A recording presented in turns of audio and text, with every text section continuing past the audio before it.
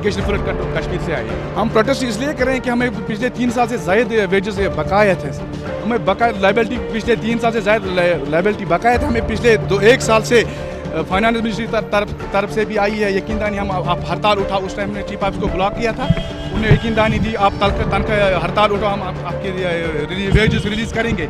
मगर अभी तक उन्होंने सर कुछ नहीं किया, ना हमारे कंसर्न मिनिस्टर ने कुछ नहीं किया, वो टस से मस नहीं हो रहे, और ना हमारा कंसर्न चीफ मिनिस्टर वो भी टस से मस नहीं हो रहे।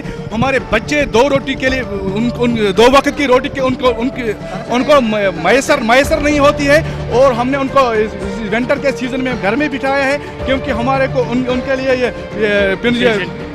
ट्यूशन का फीस अवेलेबल नहीं है। सर हम आपकी वसादत से गवर्नमेंट और कंसर्न डिपार्टमेंट को ये अपील पहुंचाना चाहते हैं कि अगर हमारा तनख्वाह आने वाले 10 या 15 दिनों में रिलीज़ नहीं हुआ कि हम अपनी एहतजाज में बहुत शदीद शिद्दत लाएंगे। जरूर